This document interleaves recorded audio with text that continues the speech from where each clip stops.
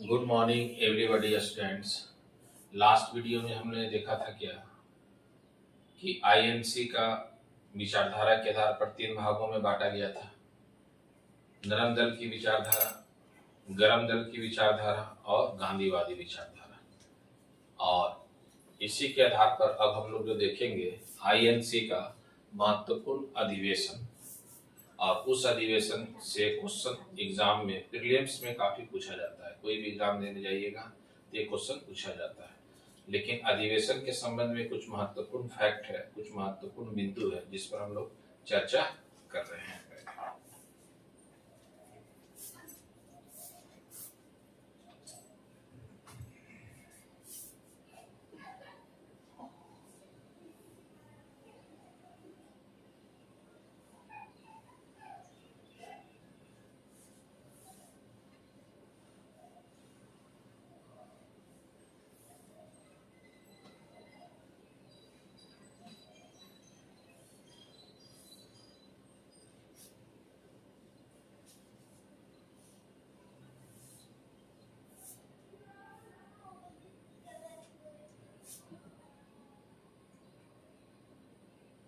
INC का महत्वपूर्ण अधिवेशन।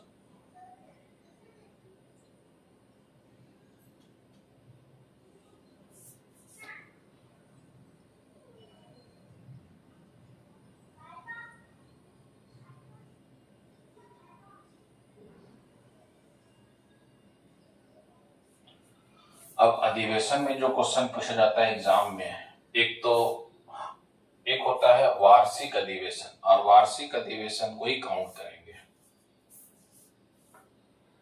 1885 से 1947 तक।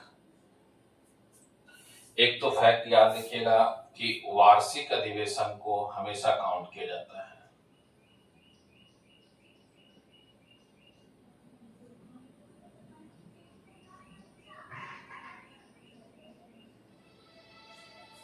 वार्षिक अधिवेशन को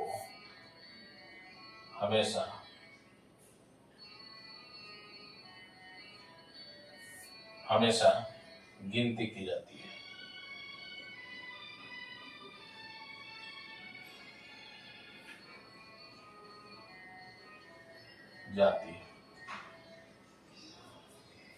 वार्षिक अधिवेशन हमेशा दिसंबर में होता है।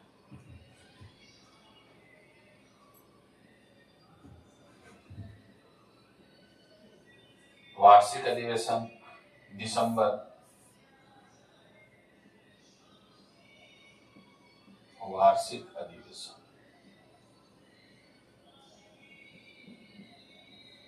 और यही सबसे इंपॉर्टेंट,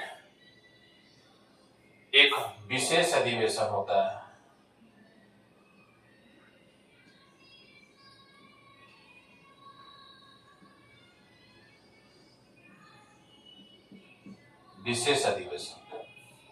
विशेष अधिवेशन वर्ष के किसी भी महीने में हो सकता है।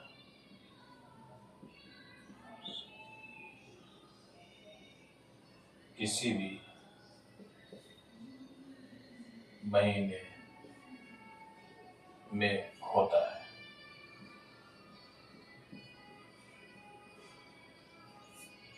क्योंकि दिसंबर में इसका गठन होता है 28 दिसंबर 1885 ईस्वी में,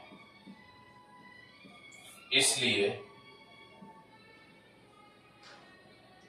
इसे वार्षिक अधिवेशन कहते हैं।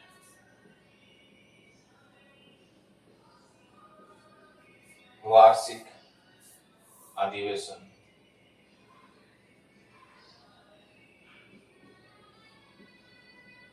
कहते हैं। और वार्षिक अधिवेशन बहुत इंपॉर्टेंट है जो इससे जुड़ा हुआ है।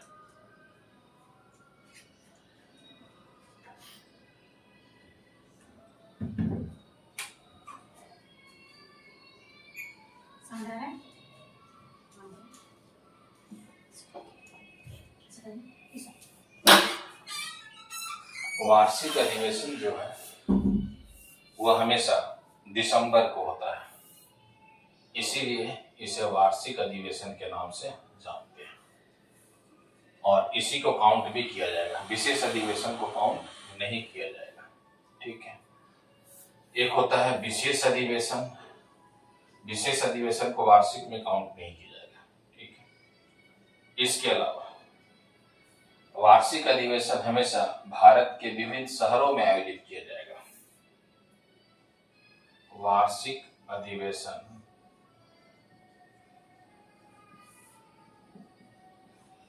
भारत के विभिन्न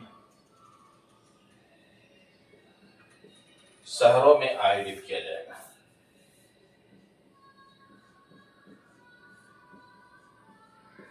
आयोजित किया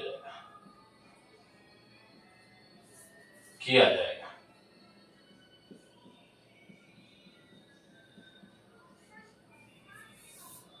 जो सबसे इंपॉर्टेंट है,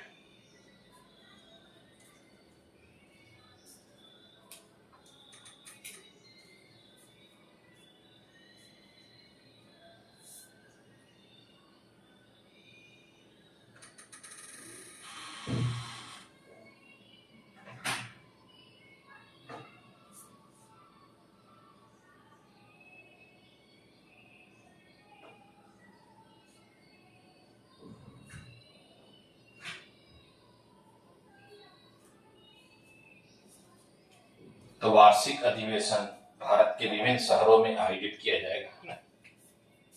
इसके अलावा एक अध्यक्ष होता है, अध्यक्ष बनता है।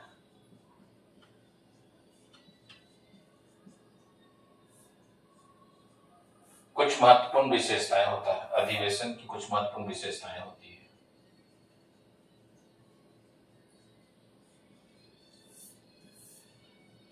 कुछ महत्वपूर्ण विशेषताएं होती है।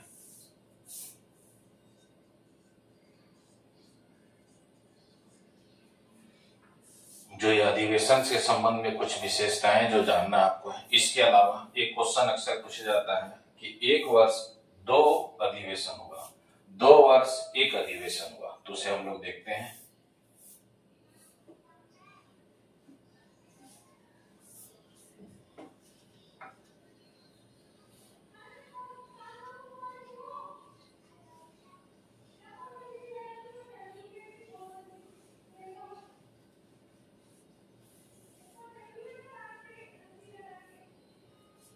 एक वर्ष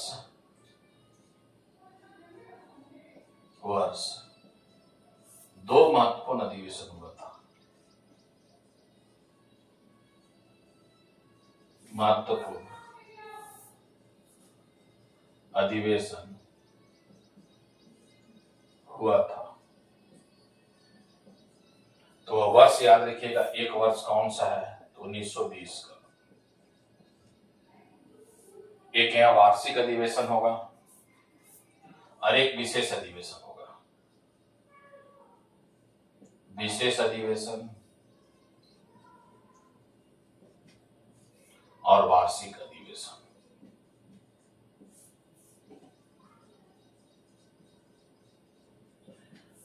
विशेष अधिवेशन कहाँ होगा, कलकत्ता में। अध्यक्ष कौन होंगे, लाल। और वार्षिक अधिवेशन कहाँ होगा, नागपुर में। वीर राघवाचारी होंगे, वीर राघवाचारी। फिर इसी प्रकार क्वेश्चन पूछा जाता है, 2 वर्ष 1 महत्वपूर्ण अधिवेशन, 2 वर्ष 1 महत्वपूर्ण अधिवेशन।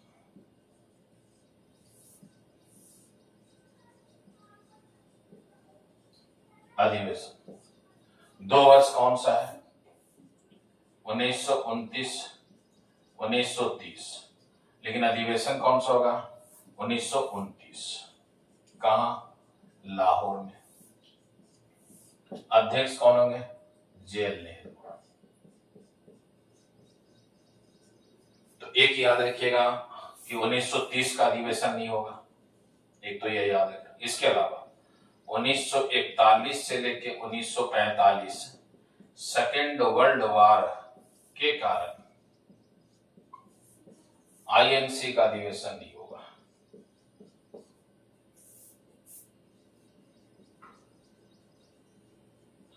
अधिवेशन नहीं होगा,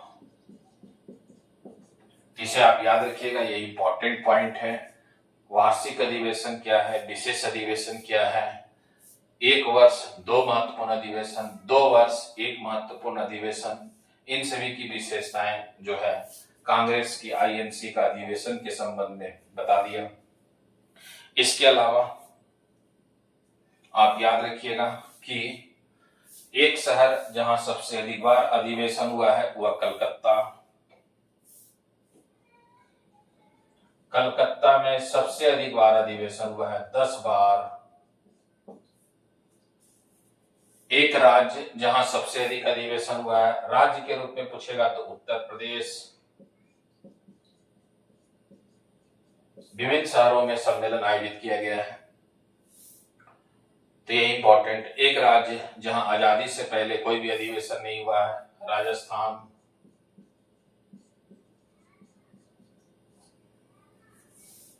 तो ये कुछ फैक्चुअल पॉइंट है जो आप इसे याद रखेंगे। अब इसके अलावा क्या है कि वार्षिक अधिवेशन हम लोग देखेंगे। 1885 में पहले यह अधिवेशन होने वाला था पुणे के संस्कृत विश्वविद्यालय में, गोपाल संस्कृत विश्वविद्यालय में, लेकिन वहां प्लेग महामारी के कारण 1885 में वहां अधिवेशन नहीं हुआ, तो वहां से अधिवेशन को ट्रांसफर कर दिया गया बंबई, और बंबई में 28 दिसंबर 1885 ईस्वी को आईएनसी का प्रथम अधिवेशन होगा।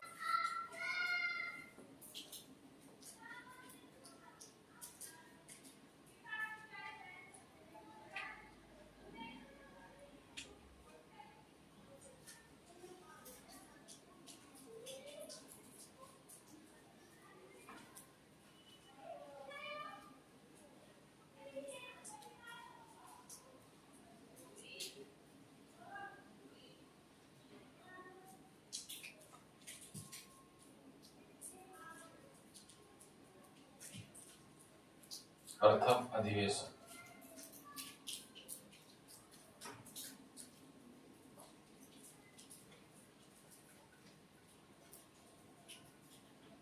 दिसंबर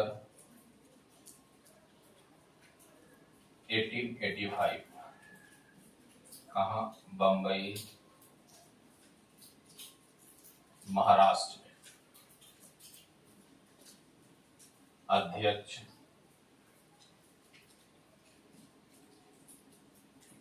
WC बनर्जी।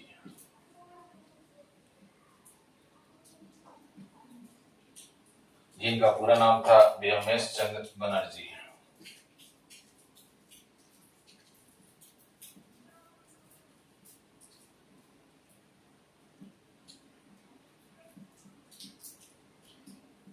बनर्जी, और इसमें कुल प्रतिनिधि, इसमें कुल प्रतिनिधि 72 भाग लिया था।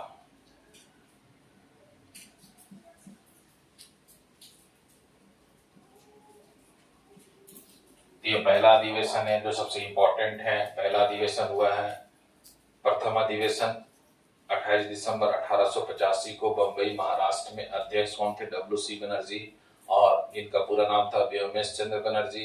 इसमें कुल प्रतिनिधि कितना थे? 72 ने भाग लिया था।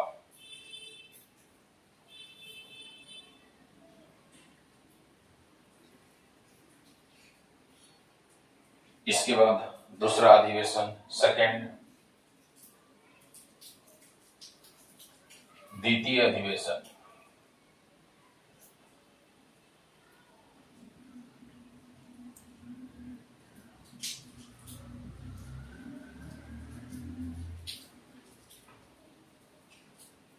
दिसंबर 1886, कलकत्ता, बंगाल में। अध्यक्ष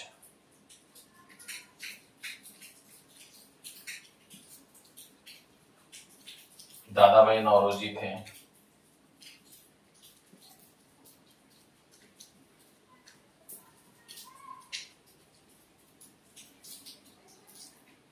इसमें कुल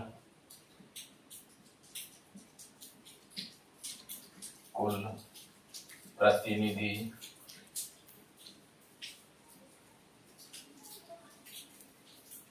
435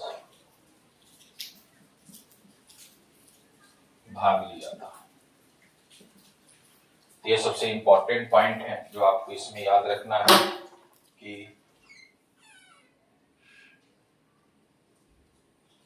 प्रथम अधिवेशन और यह दूसरा अधिवेशन हो गया। द्वितीय अधिवेशन दिसंबर 1886 को कलकत्ता में बंगाल अध्यक्ष दादा भाई नौरोजी। इसमें कुल प्रतिनिधि कितने थे? 435 भाग लिए थे। अब देखिएगा यह दूसरा अधिवेशन इंपॉर्टेंट इसलिए भी है कि दादा भाई नौरोजी भारत के प्रथम राष्ट्रीय नेता हैं जिन्होंने आईएनसी का 3 बार अध्यक्ष बने थे। और दूसरा नेता जो थे वो जवाहरलाल नेहरू थे। जवाहरलाल नेहरू जो है आईएनसी का 3 बार अध्यक्ष बने हैं और उसी प्रकार दादा भाई नौरोजी आईएनसी का 3 बार अध्यक्ष बने हैं। तो यह बहुत बार एग्जाम में क्वेश्चन पूछा जाता है। दादा भाई नौरोजी का पर्सनालिटी बहुत इंपॉर्टेंट है, लेकिन दादा भाई नौरोजी के पर्सनालिटी को पढ़ने के पहले हम लोग लगातार 5 अधिवेशन तक देख लेते हैं। इसके बाद अलग से भी पर्सनालिटी इनका हम लोग पढ़ लेंगे।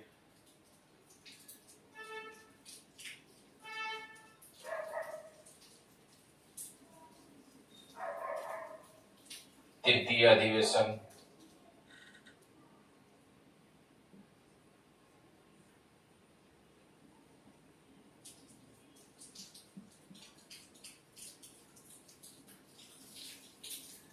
दिसंबर 1887 मद्रास तमिलनाडु में अध्यक्ष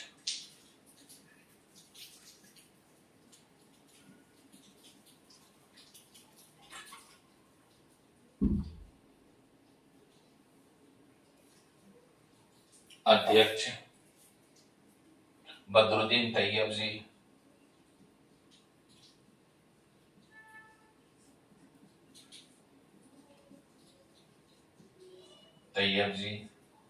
और याद रखिएगा ये प्रथम मुस्लिम अध्यक्ष थे। अच्छा हाँ, इसमें और भी एक विशेषता जोड़ सकते हैं, प्रथम हिंदू अध्यक्ष।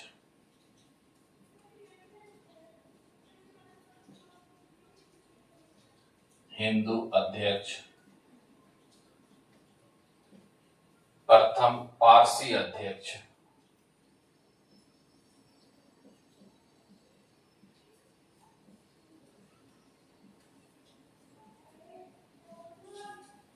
प्रथम मुस्लिम अध्यक्ष।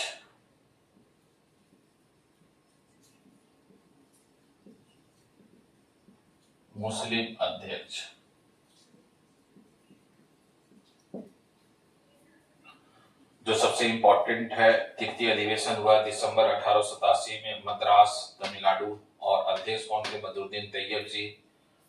फोर्थ अधिवेशन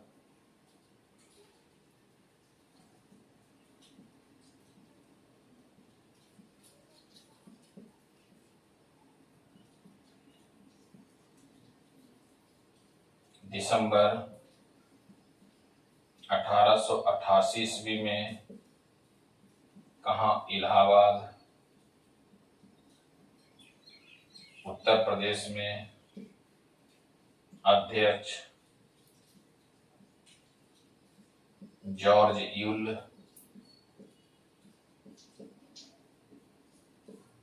प्रथम अंग्रेज अध्यक्ष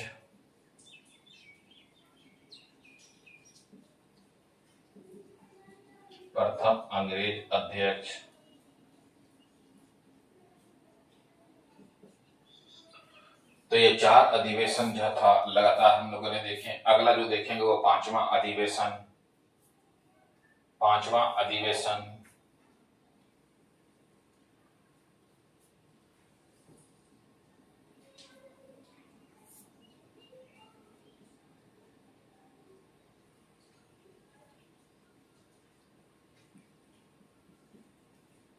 पांचवा अधिवेशन जो हुआ था बंबई महाराष्ट्र में, अध्यक्ष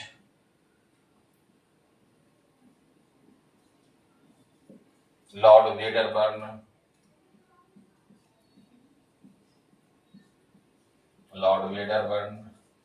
यह दूसरा अंग्रेज अध्यक्ष, दूसरा अंग्रेज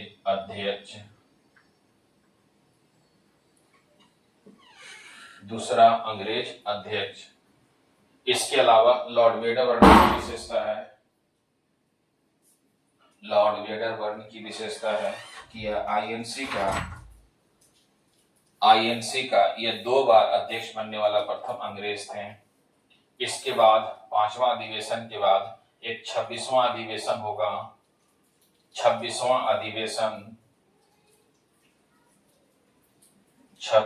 अधिवेशन और यह अधिवेशन होगा दिसंबर 1910 में। कहाँ होगा? इलाहाबाद में। और इसका भी अध्यक्ष कौन होंगे? Lord Wedderburn.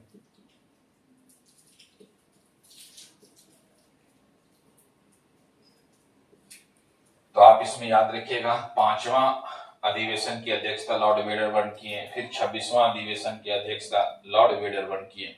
तो कभी क्वेश्चन आ जाए कि उस अंग्रेज व्यक्ति का नाम बताइए जो आईएनसी का 2 बार अध्यक्ष बने हैं, तो आपको बताना होगा लॉर्ड वेडरबर्न। और इसी क्वेश्चन को घुमा के पूछता है कि प्रथम अंग्रेज अध्यक्ष, तो चौथा अधिवेशन आपको बताना। चौथा अधिवेशन हुआ है 1888 में इलाहाबाद में, और प्रथम अंग्रेज अध्यक्ष रहे थे जॉर्ज यूल। तो यह अधिवेशन था। हमने अधिवेशन के संबंध में लगातार बोले थे कि 5 तक देखेंगे, और इसके अलावा मैंने 26वां अधिवेशन भी आपको बता दिए। 26वां अधिवेशन कहाँ हुआ? इलाहाबाद में। अध्यक्ष कौन थे? Lord Wedderburn. तो प्रथम अंग्रेज अध्यक्ष जॉर्ज यूल, दूसरा अंग्रेज अध्यक्ष लॉर्ड वेडरबर्न, 2 बार अंग्रेज जो अध्यक्ष बना है वो कौन व्यक्ति है? Lord Wedderburn. ये इंपॉर्टेंट विशेषताएं हैं अधिवेशन का। आप इसका स्क्रीनशॉट ले सकते हैं। फिर मैं दादा भाई नौरोजी की विशेषताएं लिखाएंगे।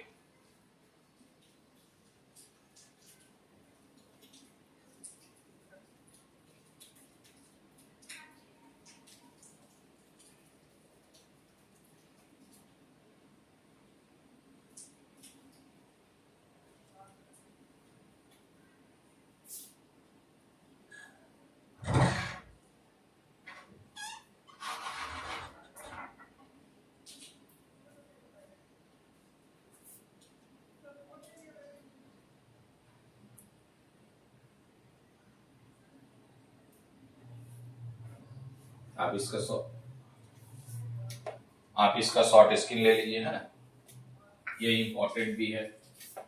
अब हम लोग लिखेंगे दादा भाई नौरोजी की पर्सनालिटी।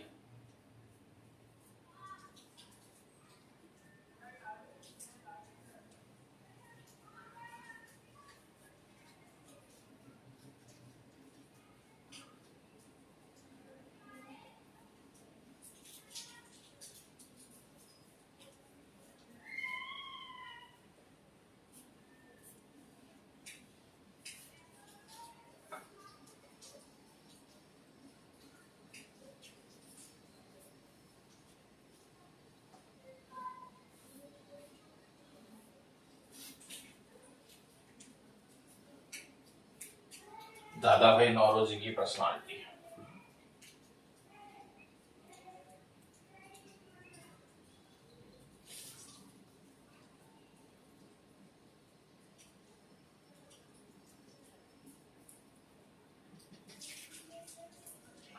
सबसे पहले याद रखिएगा, इन्हें भारत का पितामह कहा जाता है। भारत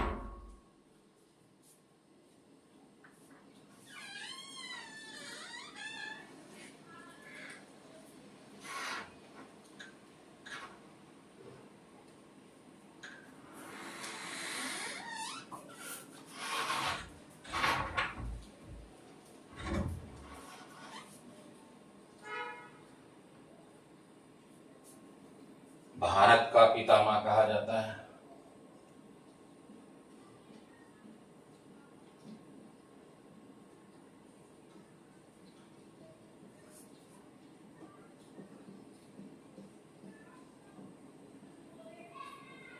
जिसे इंग्लिश में the great old man of India के नाम से जानते हैं।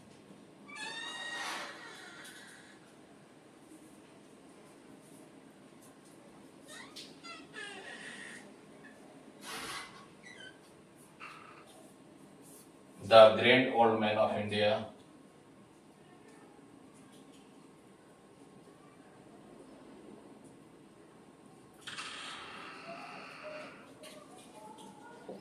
इंडिया के नाम से जानते हैं। इसके अलावा ये पारसी समुदाय से संबंधित थे।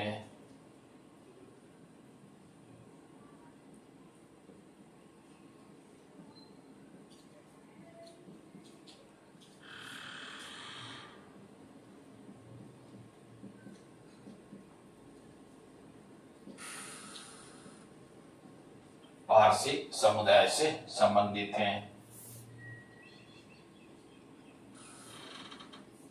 यह आईएनसी का 3 बार अध्यक्ष बनने वाले प्रथम नेता थे। आईएनसी का 3 बार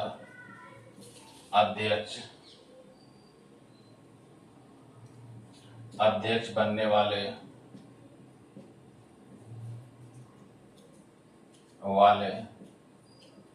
प्रथम नेता थे।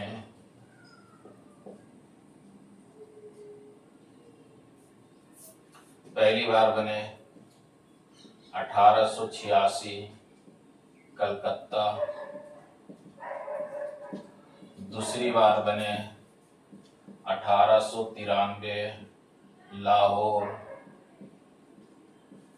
तीसरी बार बने 1906 कलकत्ता। ये प्रथम नेता थे। तो दूसरा नेता कौन थे? आईएनसी का 3 बार अध्यक्ष बनने वाला दूसरा नेता आईएनसी का 3 बार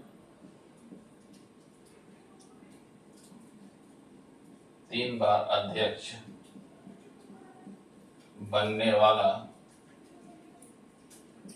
दूसरा नेता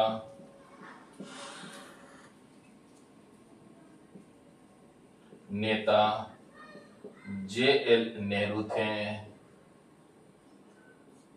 जेएल नेहरू कब बने थे?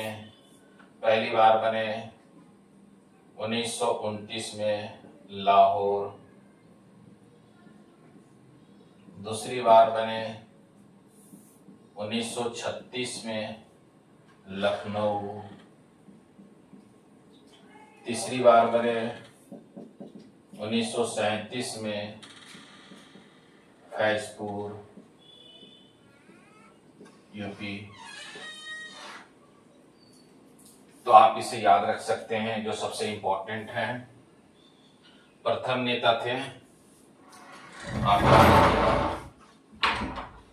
प्रथम नेता जो रहे थे वह दादा भाई नौरोजी, आईएनसी का 3 बार अध्यक्ष बनने वाले दूसरा नेता जो थे वह जेएल नेहरू थे।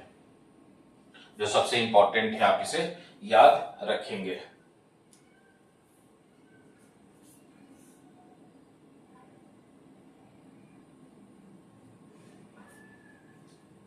नेक्स्ट पर्सनालिटी दादा भाई नौरोजी का। दादा भाई नौरोजी का सबसे इंपॉर्टेंट याद रखिएगा, ये एक आर्थिक राष्ट्रवादी नेता थे। और आर्थिक राष्ट्रवादी नेता होने के कारण उन्होंने एक पुस्तक लिखी 1867 में, the poverty and un British rule in India. 1867 में दादा भाई नौरोजी का पुस्तक है पॉवर्टी एंड अन ब्रिटिश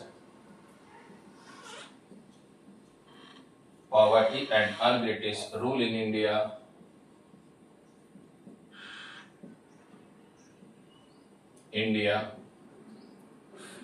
और इसी पुस्तक में इन्होंने एक सिद्धांत दिए हैं इस पुस्तक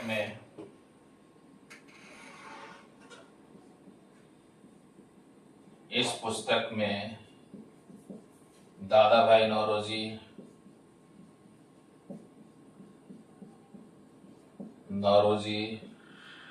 ड्रेन ऑफ वेल्थ का सिद्धांत दिए थे।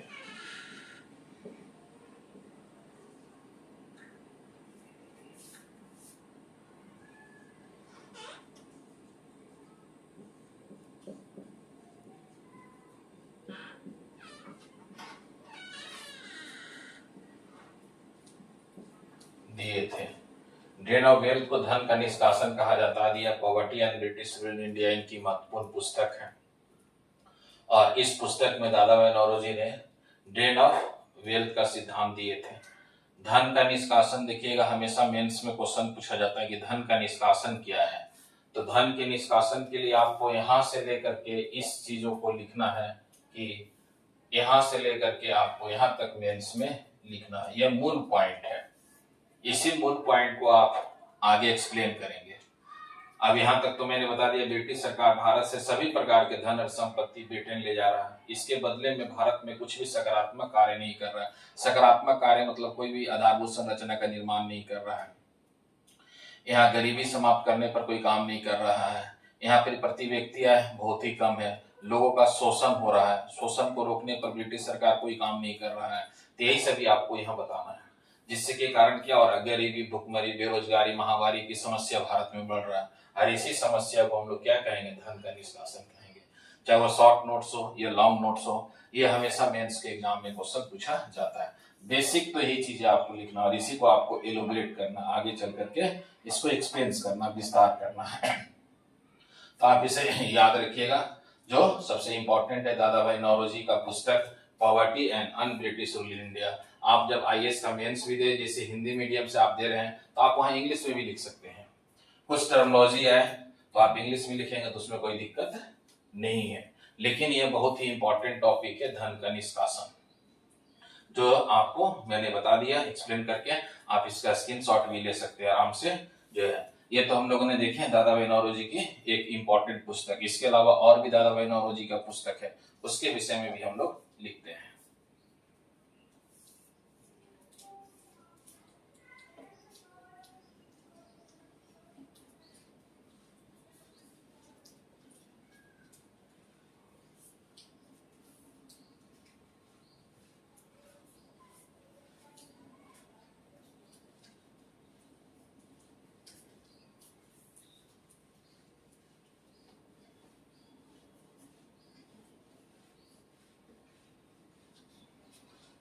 इसके अलावा और भी इनकी पुस्तक है।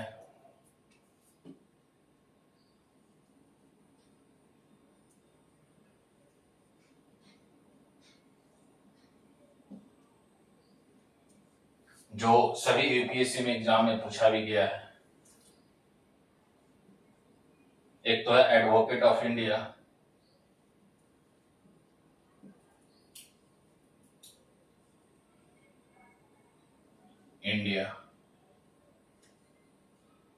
वॉइसेस ऑफ इंडिया,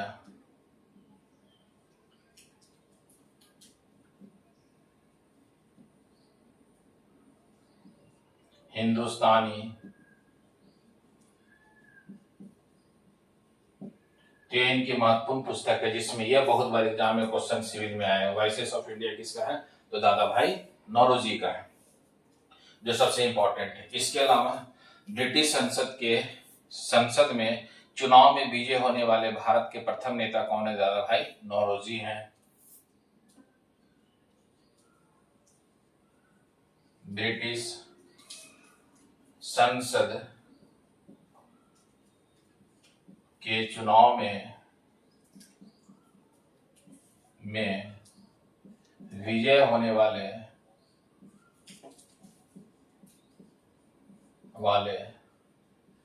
प्रथम नेता थे।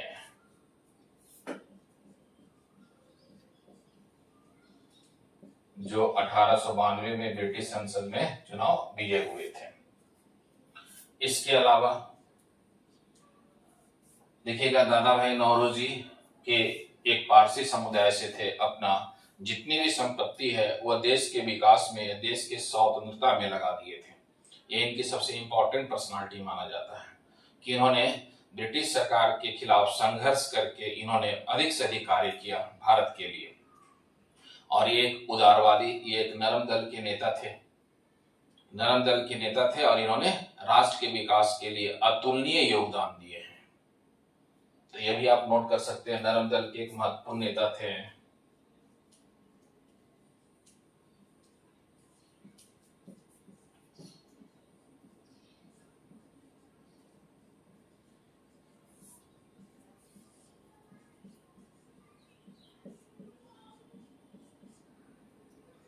तो ये है दादा भाई नौरोजी की पर्सनालिटी। इसके अलावा दादा भाई नौरोजी को जब हमने ड्रेन ऑफ वेल्थ देख रहे थे, तो ड्रेन ऑफ वेल्थ में ही अपने पुस्तक में उस समय बताए थे भारत का राष्ट्रीय आय, नेशनल इनकम।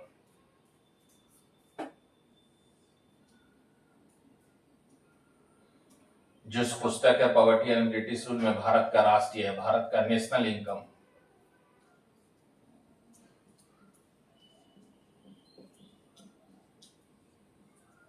राष्ट्रीय आय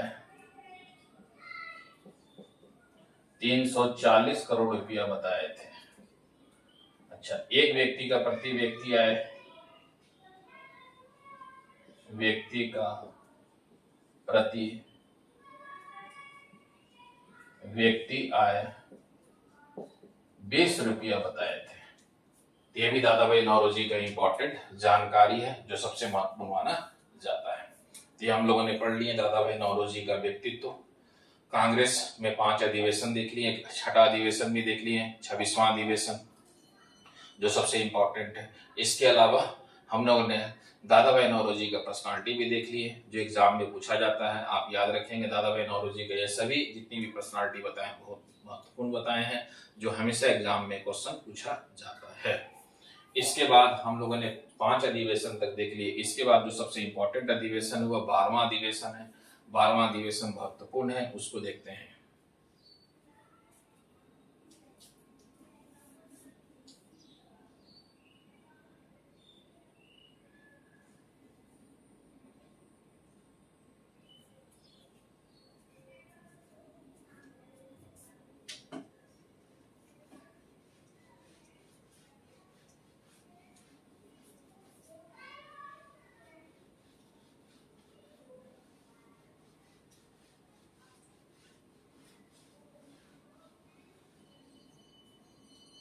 बारहवां अधिवेशन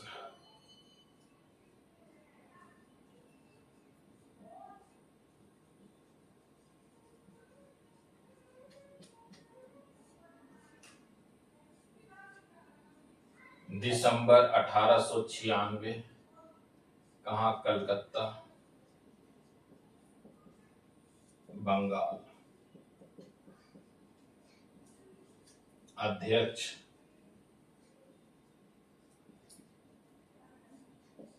मोहम्मद रहीमतुल्लाह सियानी, मोहम्मद रहीमतुल्लाह सियानी। तो ये याद रखिएगा, प्रथम मुस्लिम अध्यक्ष कौन थे? बदरुद्दीन तैयब जी थे। यह दूसरा मुस्लिम अध्यक्ष है आईएनसी का, आईएनसी का दूसरा मुस्लिम अध्यक्ष।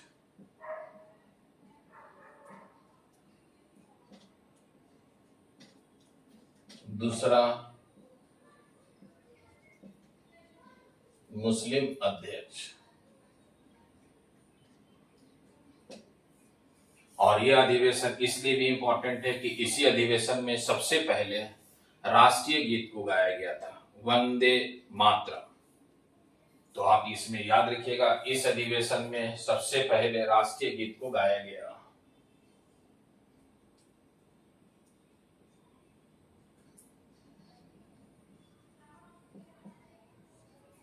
में सबसे पहले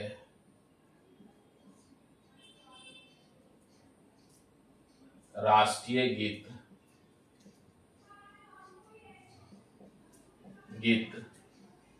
वंदे मातरम को गाया गया था।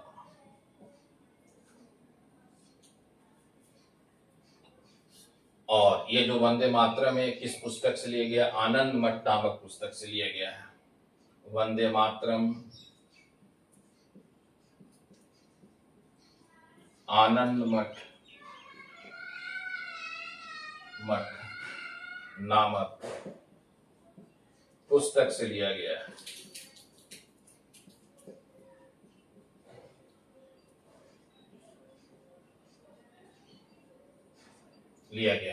अब इस आनंद मठ नामक पुस्तक की रचना बंकिम चंद्र चटर्जी ने किए हैं। 1880-81 ईस्वी में बंकिम चंद्र चटर्जी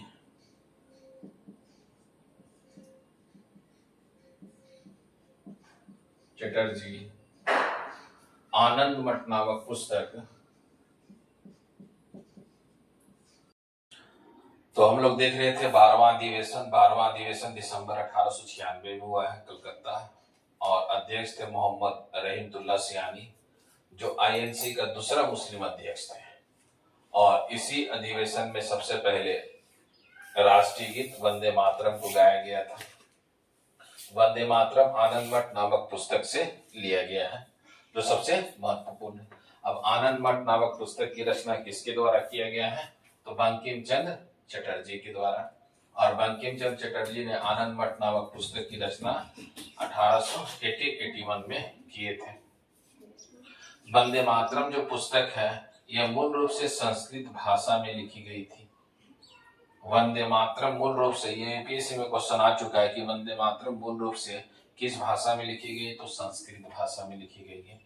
और वंदे मातरम को 24 जनवरी 1950 ईस्वी को संविधान सभा ने वंदे मातरम को राष्ट्रीय गीत के रूप में स्वीकार किया। वंदे मातरम को राष्ट्रीय गीत के रूप में स्वीकार कब किया गया? 24 जनवरी 1950 को। बंकिम चंद्र चटर्जी ने कांग्रेस के संबंध में एक स्टेटमेंट दी है, जो अक्सर एग्जाम में क्वेश्चन पूछा जाता है। कांग्रेस के लोग पदों के भूखे हैं, यह स्टेटमेंट बहुत बार एग्जाम में पूछ चुका है। इसके अलावा एक क्वेश्चन और भी पूछा गया है। बंकिम चंद्र चटर्जी का पुस्तक है वह देवी चौधारी नामक पुस्तक की रचना किसके द्वारा किया गया है? तो बंकिम चंद्र चटर्जी के द्वारा। तो यह 12वां अधिवेशन था, जो सबसे इंपॉर्टेंट है। आप इसका स्क्रीनशॉट ले सकते हैं। फिर अगला अधिवेशन देखेंगे हम लोग 17वां अधिवेशन। और 17वां अधिवेशन में एक क्वेश्चन पूछा गया आईएएस के पेपर में कि किस अधिवेशन में महात्मा गांधी सबसे पहले भाग लिए थे? भारतीय राष्ट्रीय कांग्रेस के किस अधिवेशन में महात्मा गांधी सबसे पहले भाग लिए थे? तो वह आंसर हो जाएगा 17वां अधिवेशन। और वह 17वां अधिवेशन जो है कहाँ होता है? तो आप इसे याद रखिएगा, 1901 में कलकत्ता में। और इसी अधिवेशन में सबसे पहले महात्मा गांधी भाग लिए थे। और यह क्वेश्चन पूछा गया यूपी पीसीएस में भी और यूपीएससी में भी यह क्वेश्चन पूछा जा चुका है। जबकि क्वेश्चन पूछा जाता है क्या कि महात्मा गांधी आईएनसी का फर्स्ट बार और लास्ट बार अध्यक्ष बने थे वह बेलगांव अधिवेशन में। और बेलगांव अधिवेशन हम लोग आगे पढ़ेंगे भी, 1924 में होता है जो। तो इसे हम याद रखेंगे 12वां अधिवेशन। नेक्स्ट जो है वह 17वां अधिवेशन।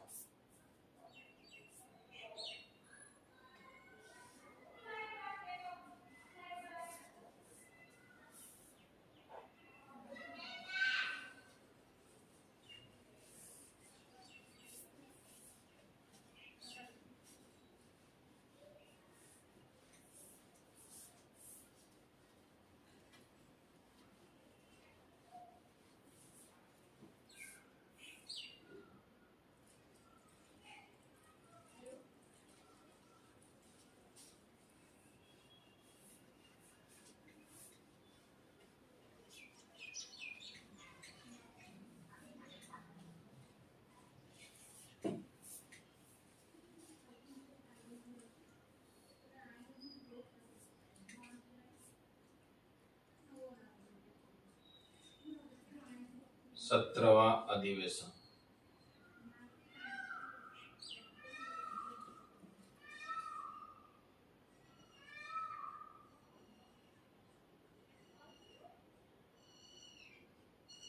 कलकत्ता बंगाल।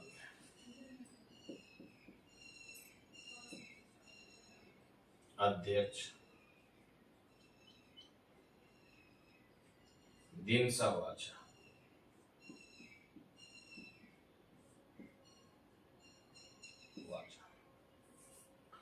अब ये क्वेश्चन पूछा गया है कि भारतीय राष्ट्रीय कांग्रेस के किस अधिवेशन में सबसे पहले महात्मा गांधी भाग लिए हैं। तो आप याद रखिएगा वह है 1901। क्यों? क्योंकि महात्मा गांधी 1893 से लेकर के जनवरी 1909 जनवरी 8 जनवरी तक 1915 तक वह लगभग 22 वर्षों तक वह दक्षिण अफ्रीका में रहेंगे, लेकिन बीच बीच में वह भारत भी आते हैं। तो भारत आने के क्रम में सबसे पहले वह भारतीय राष्ट्रीय कांग्रेस के किस अधिवेशन में भाग लिए थे? तो 1901। और वह कौन सा अधिवेशन था? 17वां अधिवेशन था।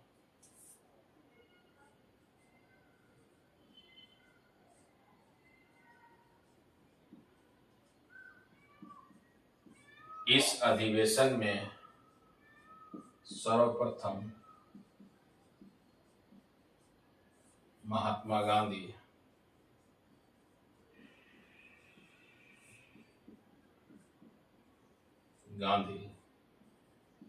भाग लिया था।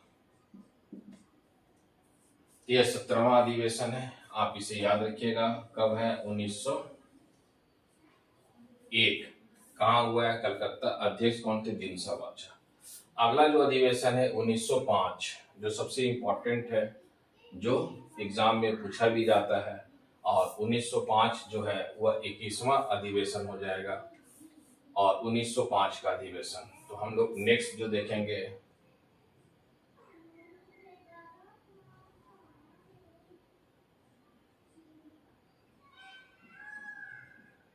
21वां अधिवेशन।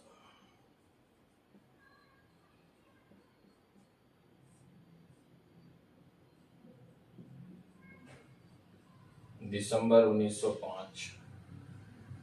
और कहाँ होगा? बनारस, उत्तर प्रदेश में। अध्यक्ष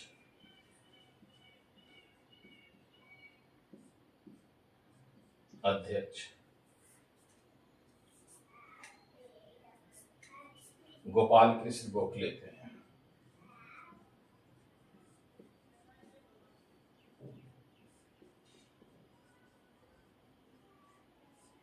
अध्यक्ष कौन थे? गोपाल कृष्ण गोखले थे। अब ये इसी समय देखिएगा जब यह अधिवेशन हुआ तो 16 अक्टूबर 1905 को बंगाल विभाजन को लागू कर दिया गया था। जब हम अलग से टॉपिक पढ़ेंगे बंगाल विभाजन, तो उसमें इंपॉर्टेंट है बंगाल विभाजन की घोषणा कब करा जाएगा? 20 जुलाई 1905 को। कौन करेगा? बंगाल का गवर्नर जनरल लॉर्ड कर्जन। और 7 अगस्त 1905 को कलकत्ता के टाउन हॉल से बंगाल विभाजन का विरोध करते हुए स्वदेशी और बहिष्कार आंदोलन शुरू किया जाएगा। फिर लागू कब से हो जाएगा? 16 अक्टूबर 1905 को बंगाल विभाजन को लागू कर दिया जाएगा। तो बंगाल विभाजन में 3 डेट याद रखना है। घोषणा 20 जुलाई, एगेंस्ट में स्वदेशी और बहिष्कार आंदोलन कलकत्ता के टाउन हॉल से 7 अगस्त, और लागू कब के हुआ? 16 अक्टूबर। ये 16 अक्टूबर 1905 में। तो ये 3 डेट आपको याद रखना है। तो बंगाल विभाजन के समय कभी क्वेश्चन आ जाए आईएनसी का अधिवेशन कहाँ हुआ? तो बनारस में। बंगाल विभाजन के समय आईएनसी का अधिवेशन बनारस में हुआ था।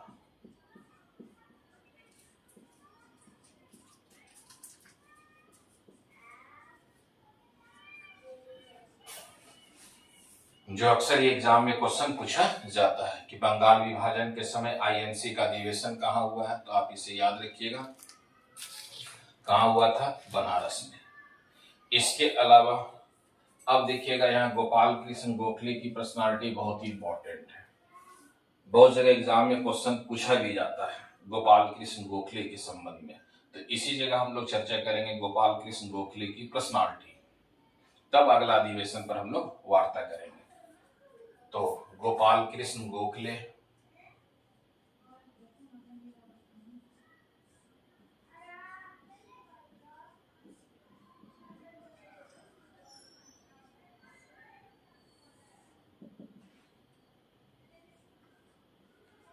यह एक नरम दल का नेता थे।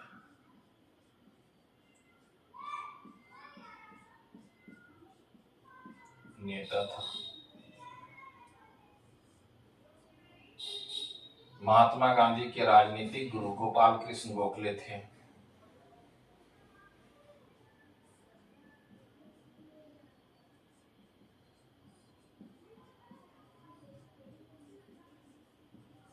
राजनीतिक गुरु गोपाल कृष्ण गोखले थे।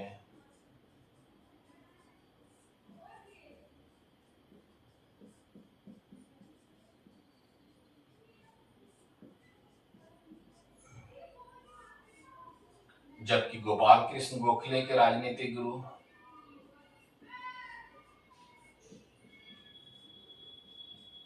गोपाल कृष्ण गोखले के राजनीतिक गुरु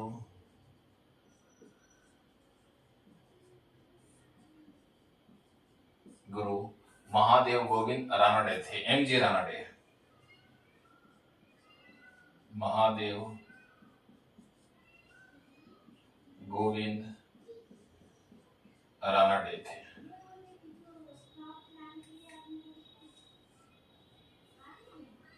गोपाल कृष्ण गोखले 1905 में सर्वेंट्स ऑफ इंडियन सोसाइटी का गठन किए थे। Servants of Indian society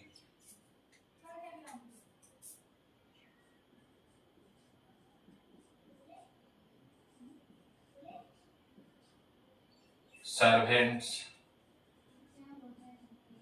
of Indian society किसके द्वारा बनाया गया था? गोपाल कृष्ण गोखले के द्वारा। गोपाल कृष्ण गोखले का एक पत्रिका है, पत्रिका जो याद रखिएगा सुधारक। ये दोनों एग्जाम में पूछ चुका है। सर्वेंट्स ऑफ इंडियन सोसाइटी आप याद रखेंगे, यह संगठन था, यह संगठन है। और सुधारक उनका पत्रिका है जो सबसे इंपॉर्टेंट है।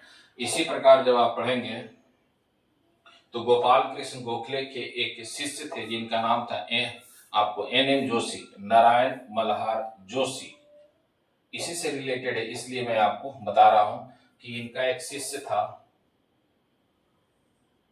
शिष्य जिसका नाम था NM जोशी,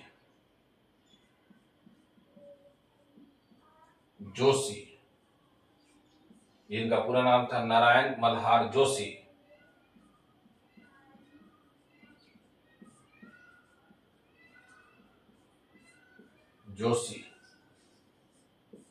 और ये शिष्य होने के कारण है इन्होंने एक संगठन बनाए थे, सोशल सर्विस लीग।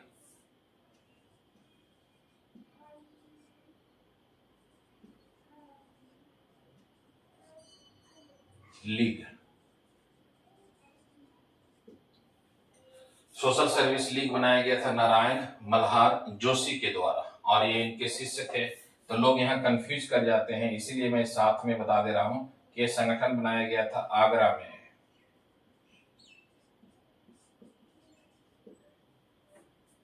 तो ये सबसे इंपॉर्टेंट है नारायण मल्हार जोशी। इनका है सर्वेंट्स ऑफ इंडियन सोसाइटी है, जबकि इनका क्या है? सोशल सर्विस लीग था, जो सबसे इंपॉर्टेंट है। तो आप इसे याद रखिएगा। यह इनके शिष्य थे गोपाल कृष्ण गोखले का, जिसका नाम था नारायण मल्हार जोशी।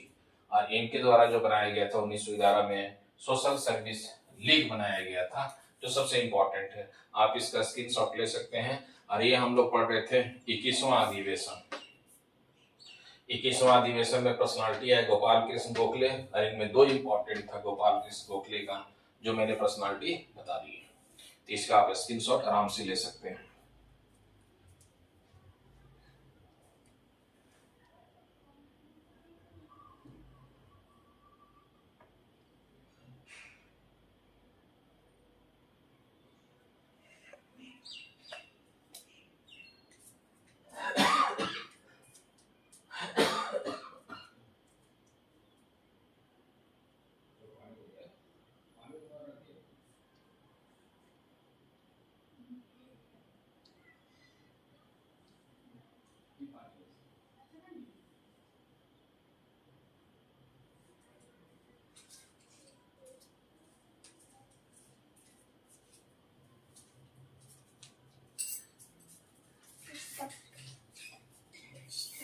तो हम लोगों ने देख रहे थे क्या, गोपाल कृष्ण गोखले की पर्सनालिटी।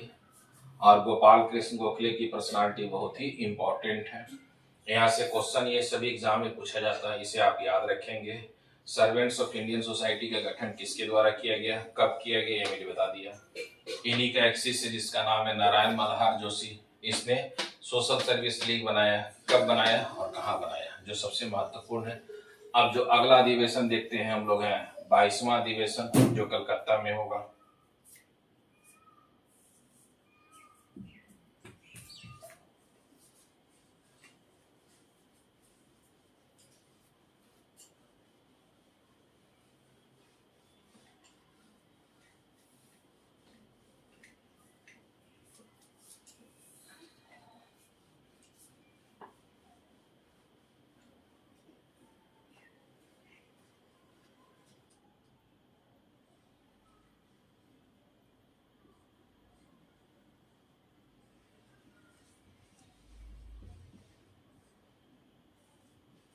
कलकत्ता में दिसंबर 1906 में, कलकत्ता बंगाल में अध्यक्ष दादा भाई नौरोजी थे।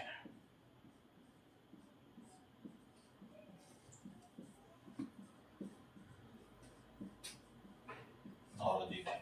और दादा भाई नौरोजी का पर्सनालिटी हम लोग पढ़ चुके हैं। जब 1886 में पढ़े थे तो उसी समय हम लोगों ने इनकी पर्सनालिटी को देख चुके हैं। और दादा भाई नौरोजी जब 1906 में बनेंगे तो 1906 में भारतीय राष्ट्रीय कांग्रेस जो है कलकत्ता अधिवेशन में 4 महत्वपूर्ण प्रस्ताव को पास करेगा। वो कौन कौन से 4 महत्वपूर्ण प्रस्ताव है उसके विषय में देखते हैं।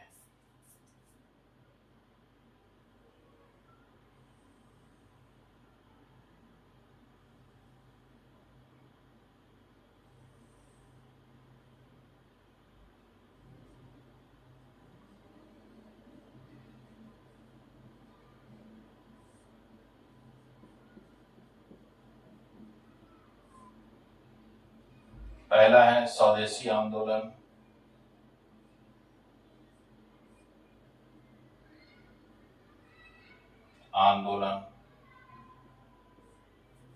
दूसरा है बहिष्कार आंदोलन,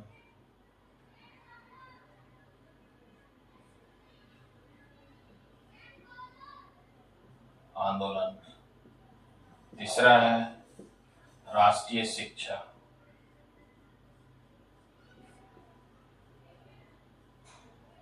और चौथा है स्वराज्य प्रस्ताव। ये 4 महत्वपूर्ण प्रस्ताव पास किया गया था आईएनसी के द्वारा कलकत्ता अधिवेशन में। और ये सबसे इंपॉर्टेंट है स्वराज्य शब्द। बहुत जगह एग्जाम देने जाइएगा तो ये स्वराज शब्द के विषय में बहुत सारे एग्जाम में क्वेश्चन पूछा गया है कि आधुनिक काल में सबसे पहले स्वराज शब्द का प्रयोग किसके द्वारा किया गया है। तो आप इसका आंसर लगाएंगे स्वामी दयानंद सरस्वती। कब? 1851 ईस्वी में। इसी क्वेश्चन को घुमा के पूछा जाता है कि मध्यकाल में पहली बार स्वराज्य शब्द का प्रयोग किस राजा या किसके द्वारा किया गया था? तो आप इसका आंसर लगाएंगे छत्रपति शिवाजी। यहाँ दो फैक्ट आप याद रखेंगे कि मध्यकाल में कभी क्वेश्चन आ जाए कि स्वराज शब्द का प्रयोग किसके द्वारा किया गया है, तो आप इसका आंसर लगाएंगे छत्रपति शिवाजी। और यदि क्वेश्चन पूछा जाता है कि आधुनिक काल में सबसे पहले स्वराज शब्द का प्रयोग किसने किया था, तो आप इसका आंसर लगाएंगे स्वामी दयानंद सरस्वती के द्वारा। कब? 1851 में। तो यह बहुत ही इंपॉर्टेंट है जो इससे आपको जानना है, तो आप इसे याद रखिएगा। 4 महत्वपूर्ण प्रस्ताव किस अधिवेशन में पास हुआ था? तो 22वां अधिवेशन है। कब? 1906 में। और कहाँ हुआ था? कलकत्ता, बंगाल। अध्यक्ष कौन थे? दादा भाई नौरोजी। और एक पॉइंट और भी इसमें याद रखिएगा, इस समय दादा भाई नौरोजी के जो महासचिव थे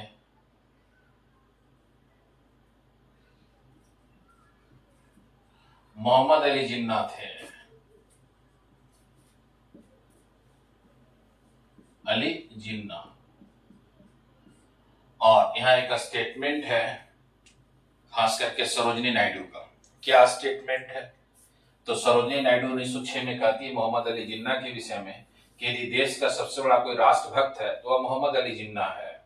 यह आईएएस एग्जाम में आ भी चुका है कि मोहम्मद अली जिन्ना को देश का सबसे बड़ा राष्ट्रभक्त किसके द्वारा बताया गया है? तो आप याद रखिएगा सरोजनी नायडू के द्वारा बताया गया है।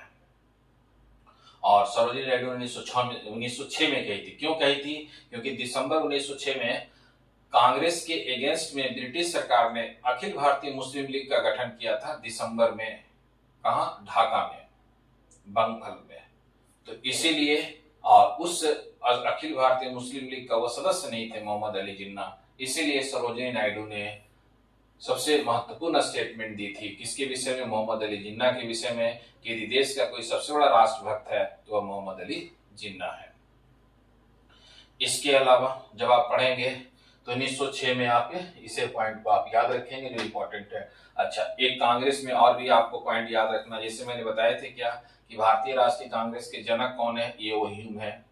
और ए.ओ. ह्यूम जो कभी कांग्रेस के अध्यक्ष नहीं बनेंगे लेकिन वह 20 वर्षों तक महासचिव के पद पर कार्य करेंगे। 1885 से 1905 तक में जो है महासचिव के पद पर कौन काम करेंगे? तो आप याद रखिएगा लगभग 20 वर्षों तक कौन करते हैं? ए.ओ. ह्यूम करते हैं।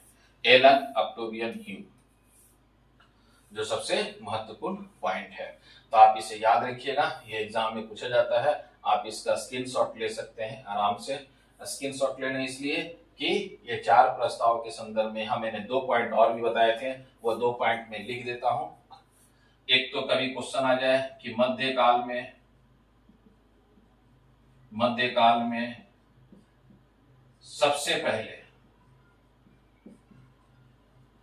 सबसे पहले स्वराज शब्द का प्रयोग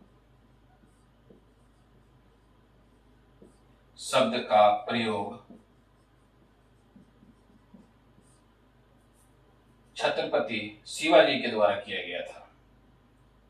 पहले स्वराज शब्द का प्रयोग छत्रपति शिवाजी के द्वारा किया गया था।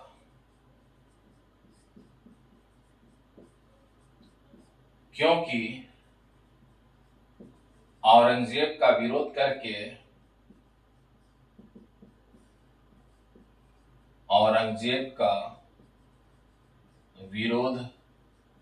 करके मराठा साम्राज्य के अंतर्गत स्वराज्य प्राप्त करना चाहते थे।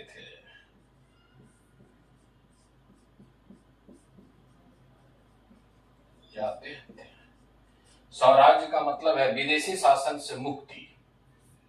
तो यह पहला पॉइंट आप याद रखिएगा, मध्यकाल में किसके द्वारा प्रयोग किया गया है? छत्रपति शिवाजी के द्वारा। फिर इसी शब्द का आधुनिक काल में किसके द्वारा प्रयोग किया गया है? तो 1851 ईस्वी में स्वामी दयानंद ने स्वराज्य शब्द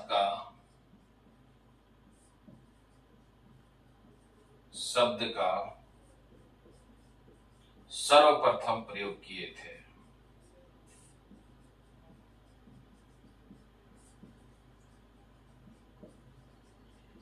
जिसमें बताया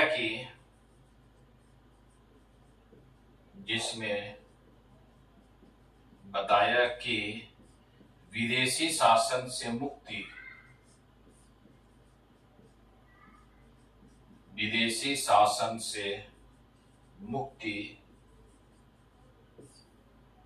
मुक्ति स्वराज्य की प्राप्ति है।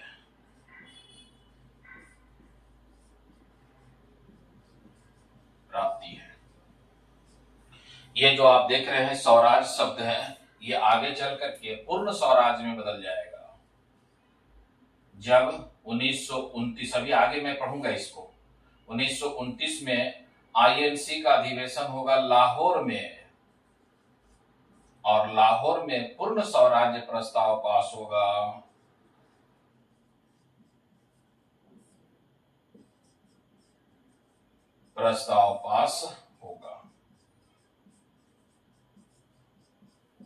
तो स्वराज के संबंध में यहां मैंने 4-5 चीजें विश्लेषण कर दी आपको। स्वराज शब्द आप याद रखिएगा, आईएनसी ने किस अधिवेशन में प्रस्ताव पास किया? तो 22वां अधिवेशन 1906 में। स्वराज्य का अर्थ क्या है? जो स्वराज्य शब्द है ये बहुत इंपॉर्टेंट है। बहुत जगह एग्जाम में क्वेश्चन पूछा जाता है कि मध्यकाल का वह कौन सा शासक है जिसने सबसे पहले स्वराज्य शब्द का प्रयोग किया है? तो छत्रपति शिवाजी।